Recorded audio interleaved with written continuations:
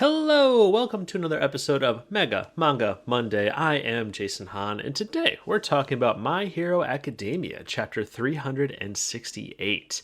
And, well, we didn't switch over to Toga and their whole stuff like we had sort of guessed at our last My Hero podcast, but a pretty exciting chapter, some pretty cool action happening. And again, I'm Jason Hahn. I'm a writer for ScreenRant.com, and I happen to write a lot of video game related stuff, but I'm a huge manga fan, so we started Manga Mondays to talk about the new series we love. And today with My Hero Academia, I got some other buddies from Screen Rant to help me talk about it. Carlyle, how you doing, man? I'm Carlyle Edmundson. I am now in the anime and manga department, which we just formed over at Screen Rant. Yeah.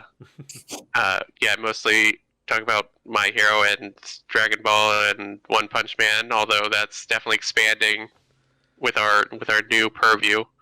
Absolutely, yeah. It's a pretty exciting time. Screen Rant has had a pretty extensive comics and manga section, and with anime also, starting to get more and more popular, we're starting to branch out into there too. So it's a pretty exciting time for Screen Rant anime manga nerds like us. So, but speaking of manga anime nerds, we also got Steven. How's it going, man?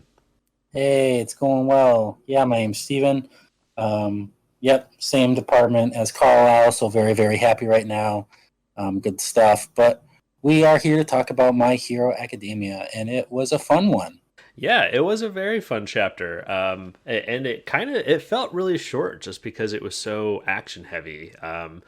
We kind of dived right into where the last chapter picked off, where Deku has arrived and sees everybody's mangled bodies, including a very dead-looking Bakugo. And luckily, we got Lemillion there to kind of keep Deku in check and help him snap back to reality. There's gravity. Yeah, something about Mom's gravity.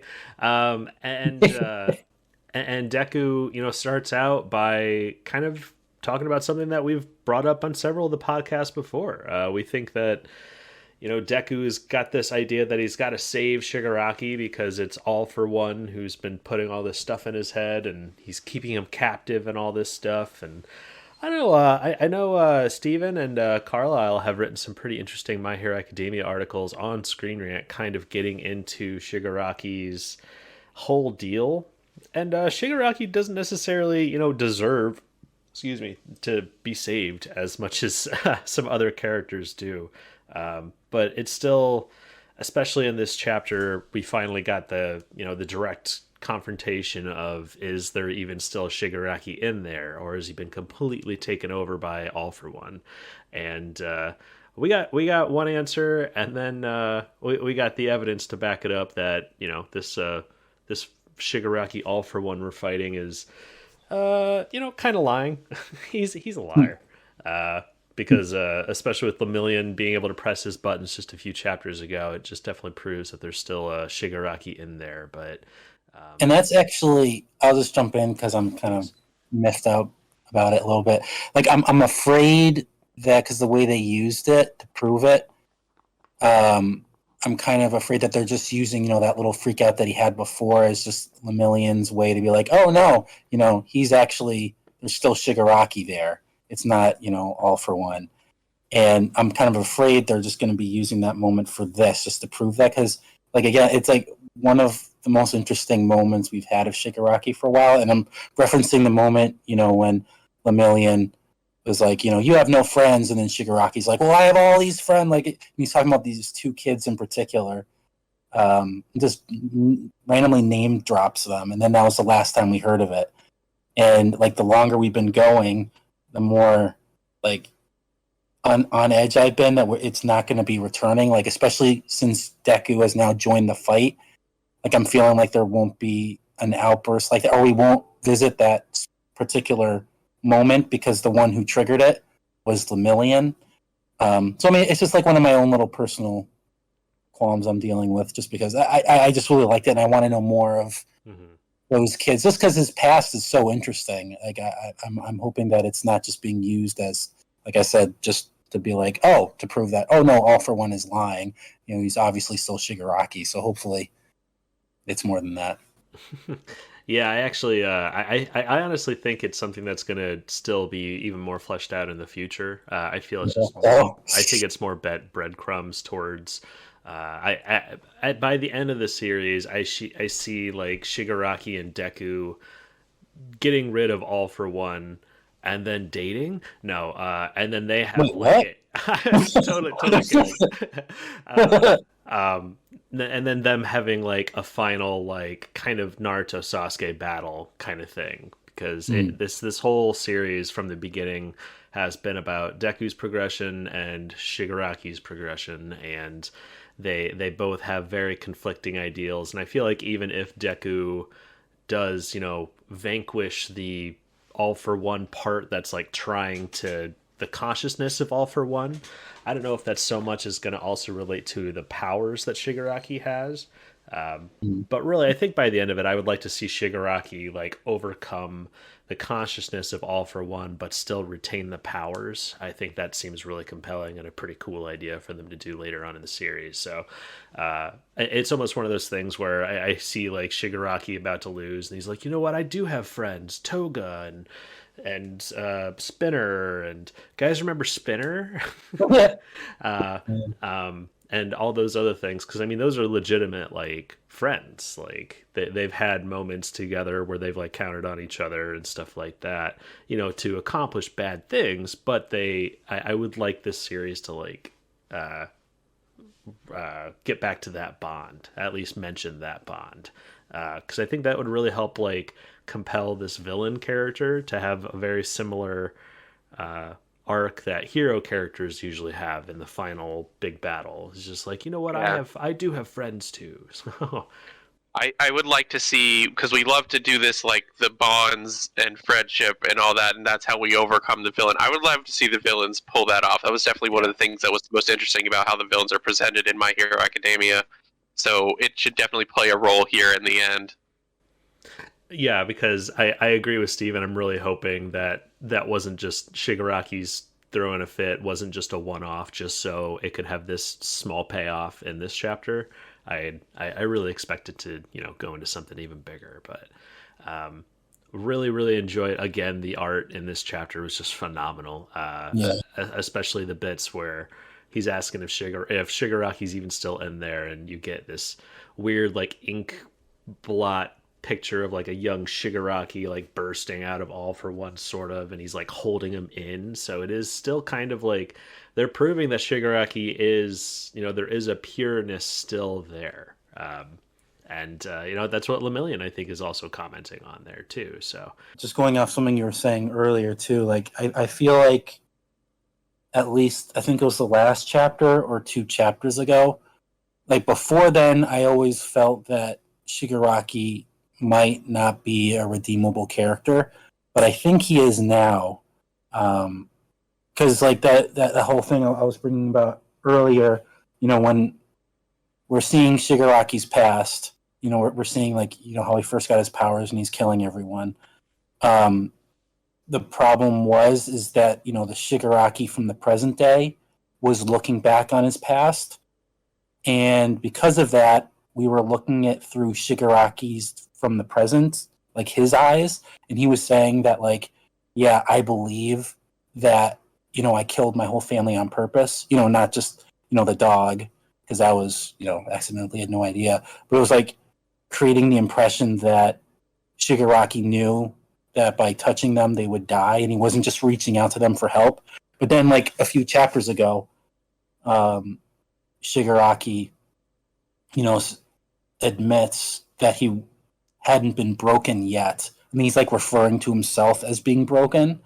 So I feel like at least now, yeah, that Shigaraki is more of a he is redeemable now, at least in my eyes. I don't know if you feel that way, but that's where I'm at the moment.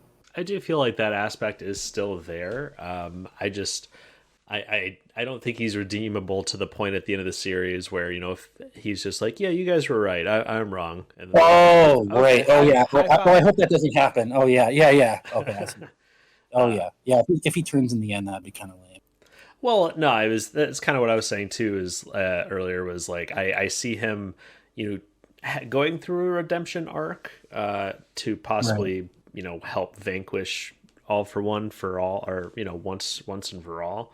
But I don't see, I see him being redeemed by the end of the series, but not so much like he survives and they don't throw him in jail or something like that. Oh yeah.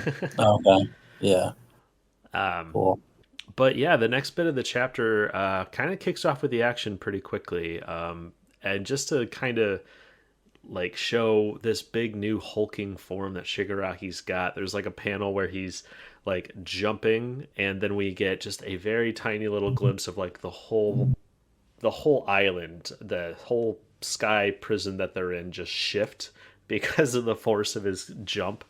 And then Deku just don't care. Deku like catches it and uses a combination of his abilities that we've been waiting a very long time to see. Black chain. Yeah, the like binding and boosting of is that what we're calling it? No, Black Whip. It's not Black Chain. Chain was like the special move that he used there.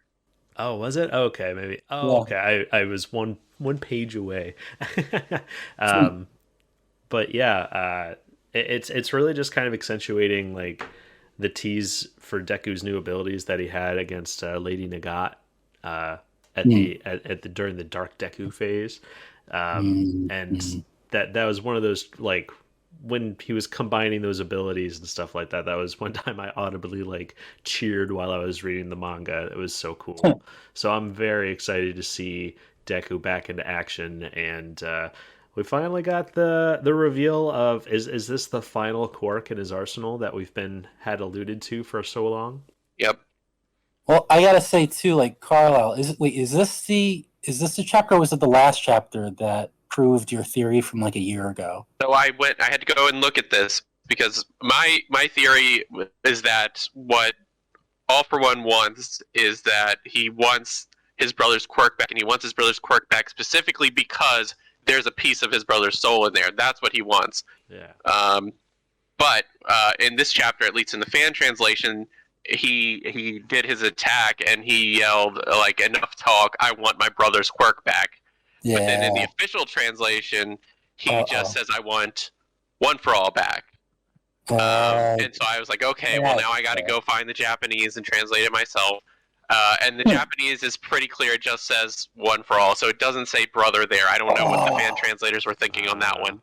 That sucks. That would have been so cool. There definitely is still an implication of the possessiveness there. Yeah. Like, but I don't know. I mean, maybe that was always his plan with giving it to his brother, was that there would, his part of his brother would be in that quirk, and then he could take it back and keep that with him, even kind of against his brother's will. But yeah, it's only implied still. We haven't confirmed it, unfortunately. Yeah, it's a pretty interesting theory that would like build up the relationship and also add a lot more depth to All for One, which I'm already a big All for One fan, but at this point I'm more of an All for One fan with the version that's fighting Endeavor and stuff right now. Still not sure how to feel about this new hybrid, because we keep on switching gears between it's this ultimate hybrid between Shigaraki and All for One, and it's like, no, it's actually Shigaraki. It's just like, well, no, now it's a little bit more All for One, and you're like, hey, okay, let's settle on a decision here. And I think Deku arriving here is going to just force that to happen. Deku put it, Force and Deku, that's definitely stuff that happened in this chapter. I love the paneling of it's Deku kind of does the pose reminded me of Hunter x Hunter, Gon's rock fist. Is that what it's called? I forget. Wait, which pose? What spread? Oh, sorry. Let me get the page number here, but on page 12. So it's when the second transmission, and you see Deku kind of like put his fist in his arm. Yeah, it does. It looks a lot like Hunter x Hunter's main hero's move, which I don't know if it's a direct reference, but I thought that was pretty cool. And then all you see is like a white blur appear under Shigaraki, and then suddenly Deku is punching him consistently. Like I don't know if you guys can help me like clarify how this transmission ability works, because in the official translation it's a little bit more clear. It says like it changes a target's speed when touched. So is it kind of like that one hero lock who can lock things into place like air and stuff and can walk on it? I forget. Lockdown. Kind of. Almost the opposite of that. Okay.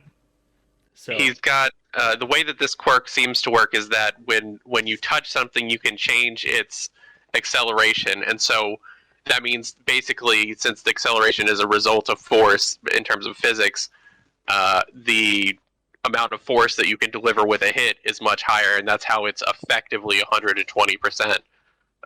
But as we know, Deku has had a lot of trouble handling this power even at lower percentages, so 120 seems very dangerous to himself. Mm-hmm. Yeah, because we've kind of skipped that part of the story where he was breaking his parts. Like, I remember kind of where the new season of the anime just started, and it's at the beginning of the war arc, which is incredibly exciting. It's some of the best material in the series. I am very excited for anime watchers, and to see it all animated, because the first episode they just put out was pretty great and fun. But I remember in that part when Deku like first arrives. I don't think this is something that's happened in the anime episode yet, but I remember like there's like a wave of something coming at Deku, and then he just casually like blows it away with 50% of his power. Like I think he even says 50%, and it's like, oh, okay, so he can just comfortably handle that now. So I'm willing to accept that like Deku is able to handle handle more of All for One at this point. It just feels like quite the jump for him to suddenly be able to do all that without showing us the repercussions of any of that, because it just feels like quite the jump from that. Well, he's also in like this new form, whatever it is. Yeah, and I'm sure he's like using like Black Whip to like buffer stuff and all that, but it's just going from to 120%, and they even kind of acknowledge it in this and saying that, okay, you started it, so now this is the end. You have 5 minutes. We're getting the classic anime trope of we'll see how long 5 minutes lasts. Yeah, right. Yeah, or 5 seconds, like in Black Clover. Okay. Yeah. So I was thinking the end of Vigilantes has a very similar sort of problem where he's breaking all of his bones in this fight, and he ends up using his quirk to reinforce his bones so that he can continue fighting. Maybe Deku is doing something like that. Maybe that I see. That sounds awesome. I would love to see that. It also sounds kind of like if you are familiar with the movie and the original comic for Kick-Ass, he gets his butt kicked immediately and all his bones are broken, but then as a result of having all those bones broken and healing back, they're all tougher than they were before, and so that's kind of how he has any sort of power at all in that series. So maybe there's something like that going on too. Who knows? I think the line was like, you were hurt so badly your nerve endings have been damaged, so you can't feel pain quite as well anymore. You're like, oh my god. Yeah, not exactly a superpower.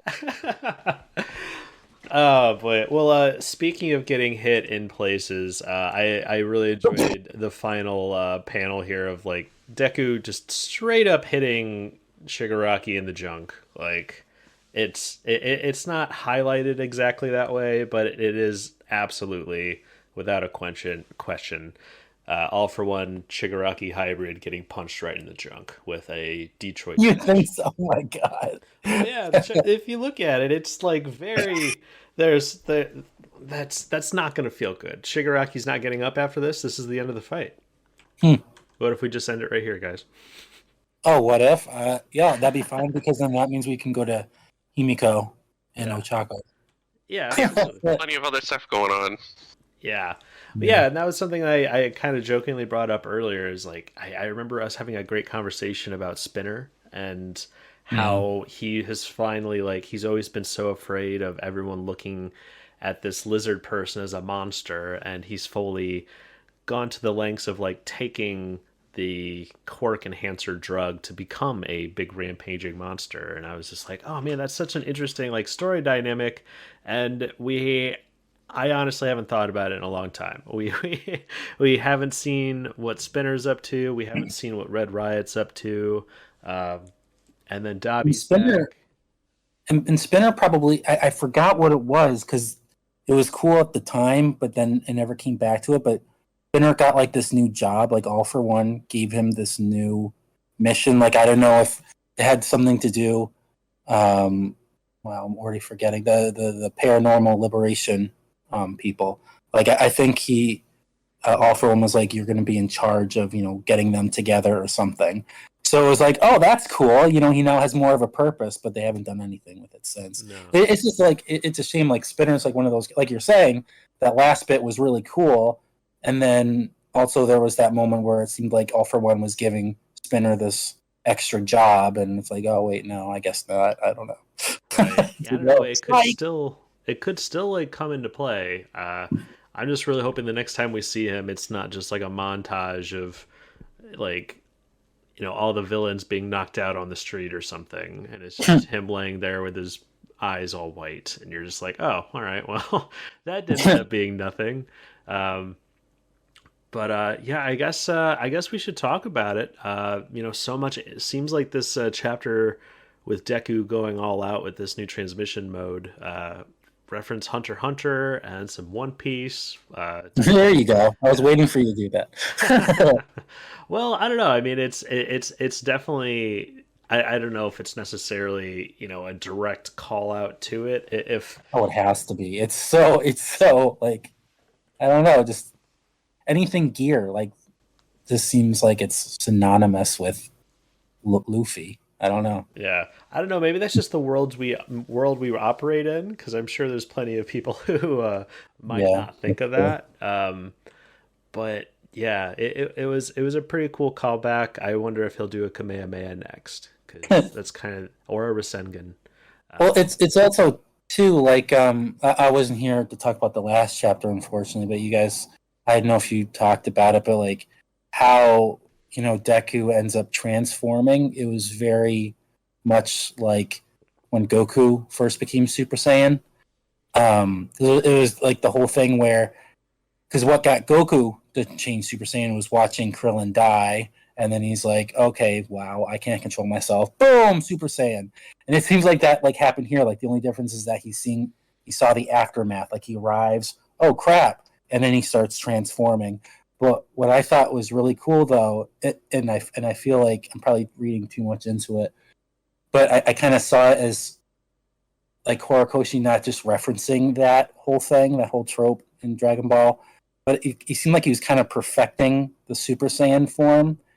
And by that I mean in Dragon Ball, like the first time Goku transforms, he's transforming into Super Saiyan.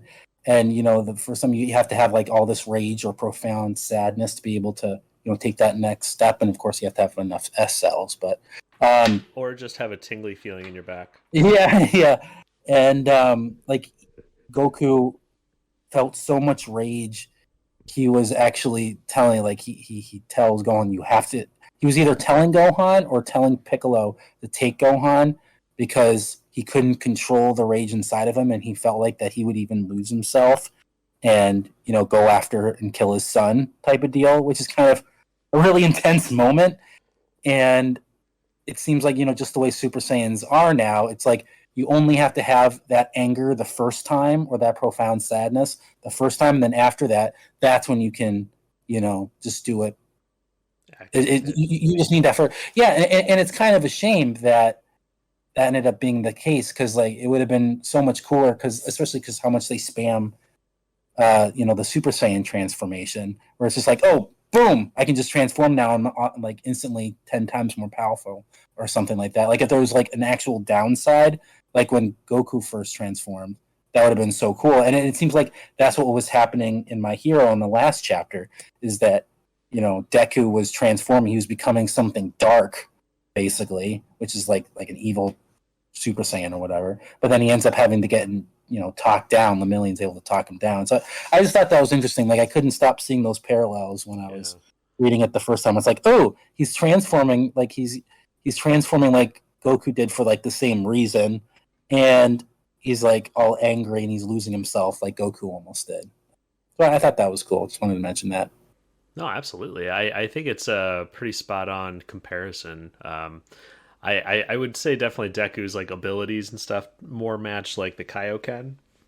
Just like Oh, yeah, that's true. Yeah, just with how this power up works. But how I read that in the last chapter was he saw that and just like Goku, just all of his energies just went through the roof because he was so angry. But that's kind of always been the really go or really I was going to call Deku Goku.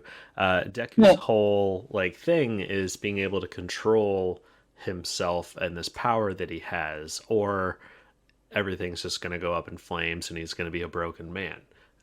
So I didn't really see that as like him like transforming into a dark form or something like that.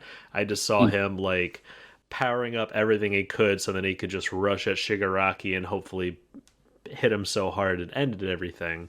And then that's when his friend Lemillion shows up, one of the friendships that he's built along the entire series. And if he hadn't done that, then this fight would have gone very differently. But Lemillion gets up and says, hey, everything's fine, you need to be able to focus your ability because this is exactly what Shigaraki wants. He wants you to rush at him with a big punch and then he's going to mess you up. So power of friendship helps all. But yeah, I definitely think it's going to be one of those cool things because they always seem to do the more they use their power, or if they get into a zone, then they synchronize or something like that. I'm very excited to see Deku get that because he's never had to fight something. Especially, I mean, Lady Nagat was a interesting fight, but I don't feel like Deku was necessarily pushed to his limit there. So it's going to be very exciting to see like this version of Deku have to get creative because he's definitely leading the onslaught here. And I'm also just I think it's got to happen. Bakugo is going to get up and help out too, and I think that's going to be a really cool moment when that happens. But it does seem likely at this point. Yeah. I almost wonder if it'll be at the end of the 5 minutes or it's going to be right when Deku's about to get hit with something that he shouldn't be able to survive, and then Bakugo shows up and blasts it out of the way or something like that. I'm sure it'll be a cool moment. Yes. I mean, I don't know, like, it even before, like, I'm not feeling this fight, like, just as much as I could have. And it's just like a whole other thing. Like ever since the fusion started, like Shigaraki hasn't been the same, and also too when he took off the hands too, like that was like it's like, oh cool, that's what he looks like under there, but it's kind of he's lost that appeal that he had for me at least, and he like doesn't scratch anymore. Like he's not as freaky now. He's just like this big beefed up scary guy. Just seems like a completely different person. I don't know. That's just the way I feel about it. Oh yeah, absolutely. I think he's just grown as a person. Because when we were first introduced to him, he was this nerd who's always scratching himself because he's so nervous and just didn't know how to like interact with anybody, and just he's kind of found his purpose now, and he's become more focused on his ideas. So I'd be really surprised if we get to a scratching. Maybe that's like so dope. When Shigaraki, I'd be so happy if it did. Well, I was gonna say like if Shigaraki, like we get to the point where Shigaraki awakens more than All for One's awakened, and this big hulking version just starts scratching at himself so badly, and then the true version of Shigaraki comes out like a cocoon. But Carlyle, any other thoughts on this chapter, man? I feel like me and Steven have been gabbing. Yeah, I don't know. For me, the big thing here is obviously the reveal of the last quirk. It's just one of those things where it's like we've established there's this many things and we know almost all of them.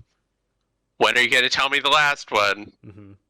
It's been what, a year I think since we established that okay, we're cool with the second user now. We can totally use this quirk because that was like 310 or something. So that was, 50 plus chapters ago. Oh, yeah. And now we're finally putting it to use. And it's pretty cool. I definitely understand why we didn't want to use it before. It also makes sense why Deku considered using it in the air. Yeah. If he could use that to somehow enhance his speed as he was traveling to get here faster, that might have been worth it. But if it was even too dangerous to use for that, then it does seem like this has some pretty limited applications at this point. Yeah, I agree. And just putting that time limit on there too, it kind of shows that we, of course, need to, this can't all just end in a happy ending. Or to put it how All for One put it in this, you're not going to get the, was it the cake eating? Hold on, I'm looking for the exact quote, but Pie in the sky ending. Pie in the sky ending. And the Deku says no, you. But it kind of we got to see that not work out. Like, we're gonna see Deku, I think, beating the crap out of Shigaraki for 5 minutes, and then it's not gonna work out. But it kind of makes me think. I've brought this up in previous My Hero podcasts. Check out our previous discussions on Mega Manga Monday if you haven't. megamangamonday.podbean.com, and in those discussions, I kind of brought up the idea of, like, in the second movie, it was revealed that when Deku, like, gives Bakugo his DNA, he pretty much gives All for One to him as well, so then they both use it. And that was apparently something that Horikoshi wanted to use for the end of the series, but he said he came up with something better. And so I'm kind of thinking that that's going to be the better thing, that they're all going to, like, eat a hair of Deku or something, and then everybody is going to be ridiculously superpowered. All for One, or One for All, is going to be passed along to a whole bunch of different people, and it's going to be Power of Friendship plus Ultra, and I see that happening after Deku runs out of options, because this finally getting to see this final quirk is the last thing, essentially. Like, we know all of Deku's powers now. He is the main character, so there's not supposed to be another thing to discover about him. So that seems to be the next possible thing that we may need to happen in the series, because if the series ends from this reveal and he's this powerful and he can just stop everybody, it's going to be a pretty boring ending. And that's kind of how I see things progressing from here on. What would you guys like to see happen next? Do you think it's just going to be a very one-sided fight, or do you think more people are going to jump into it, or are we still hoping that we jump over to what else is going on in the world? I just want to see Himiko. Mm-hmm. Yeah, I do feel like it's got to be time to go over to the other fights. There's just so much stuff that's going on that we haven't really dealt with at all, and we can't keep going in this direction without totally ignoring all that stuff for good. Mm-hmm. And I don't know why we would do that. So it seems like the shift over to a different focus has got to be coming up. And Detroit Smash is as good a cliffhanger to leave it on as any, I guess. But you see, it's something we've said the last couple podcasts. Yeah, it has definitely been an idea that is staying there. But really, like, we're getting to that point where it's like we got to go somewhere else, or we got to give up on all that stuff entirely. We can't finish this fight and then go back to the other things because there's so much lower stakes. Yeah. No, Himiko and Ochako, that is the biggest stakes of all. Like medium rare stakes. I just love that. That's what I've been waiting for. That's all I care about. Like, it's kind of a shame. It's like, just move on. I don't care about this. Come on, let's get to the Himiko. It's kind of, oh well. What are you gonna do? Like pacing wise, I almost feel like I believe that we will absolutely get there. Horikoshi's put too much art and time into building up the Dabi relationship and the Toga relationship with Ochako to just skip over that and just have a I would revolt. Yeah, I think you said you would throw up violently because you're so angry. Um, Yeah. and I don't see that happening because it would be it would be wild if the final chapter of the series just, oh, hey Ochako, how'd that thing go with Toga? Oh, it was easy. She's in jail. And you're just like, oh, She's been crazy. yeah, she's weird.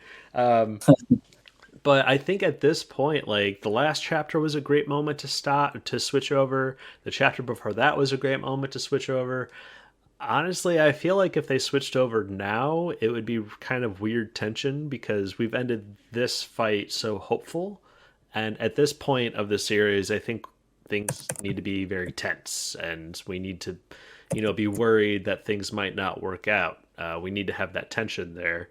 And so I almost feel like this battle that we're at right now needs to shift once again for us to be able to go over to another thing. Because if we go over to another thing right now, we're feeling like, okay, things are on the up.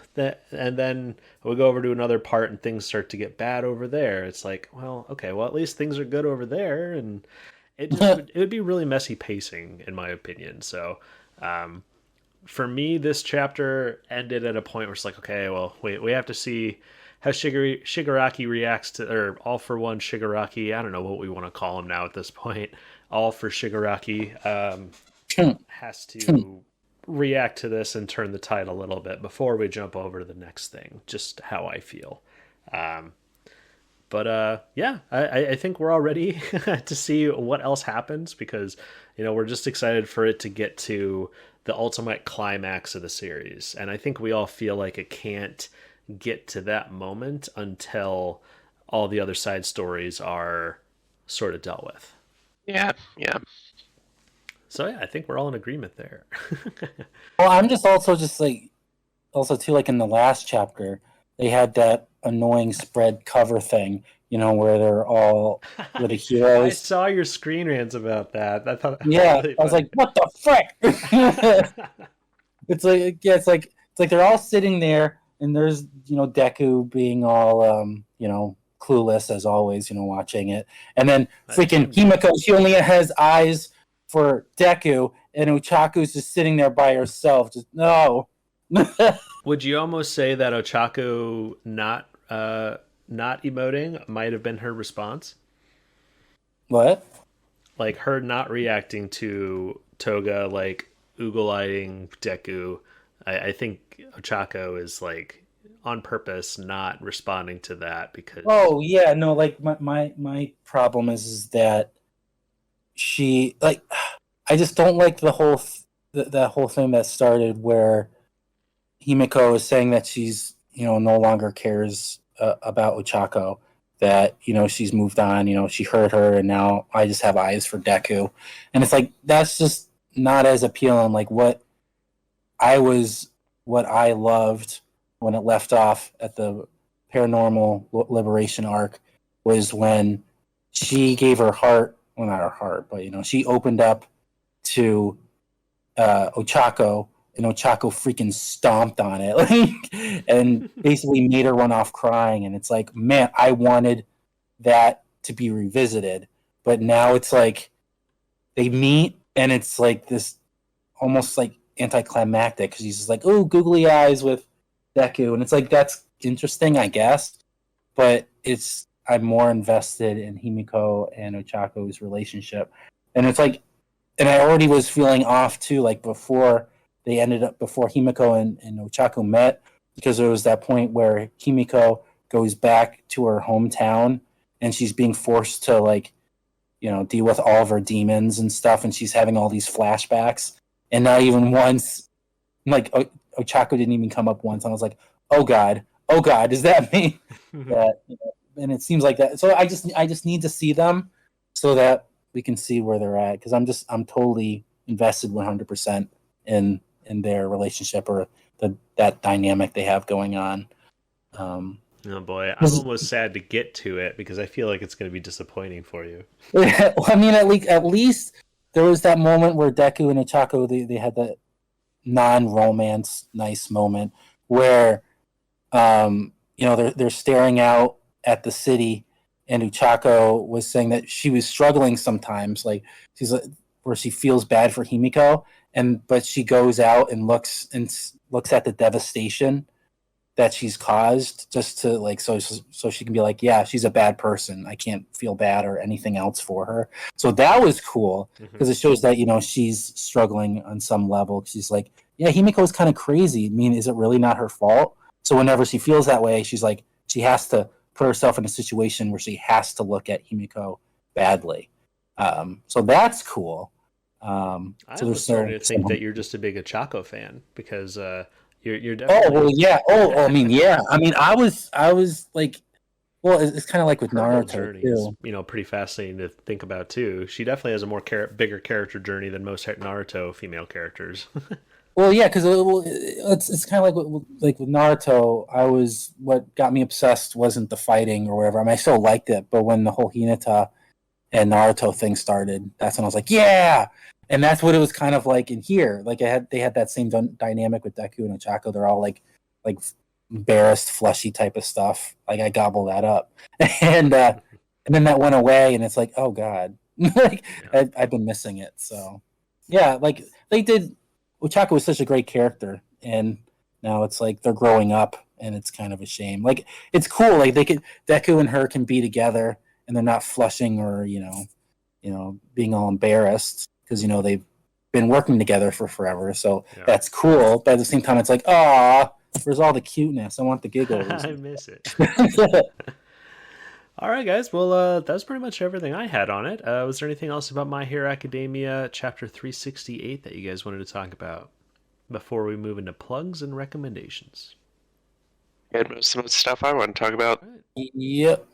All right, guys. Well, yeah, this has been Mega Manga Monday for My Hero Academia 368. I don't think we're on break next week, but I know one of us is getting married in a week or two, so... it might be on break for one of us, but yeah, we'll see. I was just gonna ask, like, when is the wedding? It will be October 14th, so it's awesome. It's next week. It is next week. Whoa, how's the planning? Well, pretty much all done, right? Or yeah, we'll save that for later. We'll let everyone know. You still have to find the venue, Yeah, planning. Well, yeah, this has been a lot of fun, guys. We'll definitely be talking more My Hero Academia when it comes out with 369. But yeah, the new season of the anime, Season 6, just started off. And I personally didn't get all the way through Season 5 because I know what happens and all that, but it's just definitely not the highlight of the series. But a lot of it is just, set up so the rest of the series can happen. And the beginning of the series, or beginning of Season 6 starts with them rushing the hospital and the mansion, and it's the beginning of the war. It ends with Mirika, one of my favorite characters in the series that I wish that we had more time to flesh out. It kind of starts with her rushing towards the basement and stuff. So if you have read through the series, you know how exciting everything is about to get with the anime. And they even spent more time like building up the dynamic between Hawks and Twice, which is just heartbreaking. And the way that they like wrote it and added to it in the anime is just like, oh man, that's gonna be painful when that moment happens. So yeah, check out the My Hero Academia anime. I don't think I need to advertise for it, but I'm excited that it's coming back and about to tackle some really cool stuff. So we'll see how well they animate it. They did a great job with this first episode, and things have barely begun. So yeah, as I said earlier in the podcast too, I'd love for you to check out other episodes of Mega Manga Monday. You can follow us on Twitter for updates as well at Manga Mondays. I also have a YouTube channel called Honzy and Friends. I like to stream on Wednesdays and Sundays. I recently streamed the final Overwatch 1 stream we could do before Overwatch 2 launches. And this coming weekend, I'm going to be playing the exclusive closed beta for Street Fighter 6, which isn't coming out till sometime next year. Oh, nice. Yeah, I read and it says that I can stream it. So look forward to some exclusive Street Fighter 6 gameplay on Honzy and Friends. Please subscribe. But yeah, that'll about do it for my plugs and recommendations. Carlyle, anything you can recommend or plug, man? Yeah, as usual, I can point people towards my visual novel that is currently on hiatus, but will no longer be after the wedding, which is Elven Revenue Service. The Twitter is at Elven Revenue. You can check it out there. We've got a demo on itch.io, and you can play through the beginning and see if you like it. Yeah, absolutely. If you're into charming visual novels, that has that in spades. So definitely check that out. Steven, how about you, man? I mean, I'll just say that since Screen Rant started expanding into anime more, I've just been watching a lot more anime, which is always a good thing. um, but yeah, the some things that are interesting is that Berserk is currently doing like a memorial edition after Kentaro Miyamo's death, and so basically what they're doing is they're re-releasing the three movies as episodes, but there's going to be new scenes. Really? Well, yeah. So I watched the first episode, no new scenes yet. Not that I saw. Like I watched it and then I started comparing it to the first movie, and I didn't see anything new. But I think that's really cool that they're doing that. So yeah, look out. Start watching that. That's on Crunchyroll. And then I there's some had other heard. I had heard some. Is that what the mysterious Berserk timer is counting down to? I don't know. I just know because it's already started. I mean, episode one. Yeah. So maybe it's something else. Maybe we have another big Berserk thing ready to be announced. Excuse me. Yeah, that's always exciting. And but yeah, and there's another series I just started, Beast Tamer, which I'm enjoying. It kind of takes that type of anime. There's a lot of it out there, that type of thing where it takes place in an RPG world, and it's like this guy and his party gets kicked out because he doesn't have the right class or attack power. But it has a little twist at the end, which makes it interesting because there's just so many manga and anime about that. It's like, oh, or like the title is like, I have a worthless class, so I got kicked out of my party type of thing.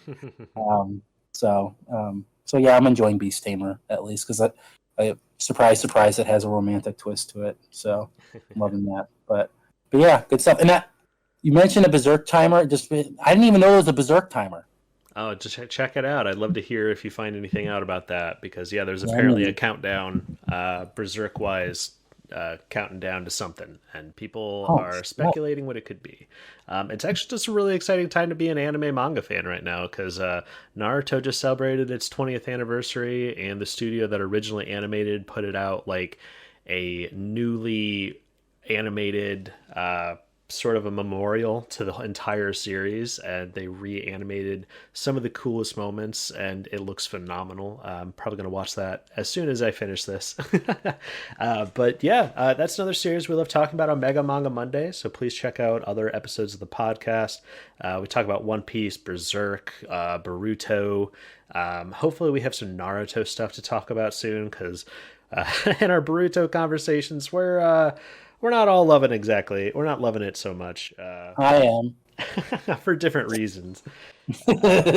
But yeah, this has been a lot of fun, guys. I look forward to the next one, and thanks for your time. Yeah, same. Yep. Peace.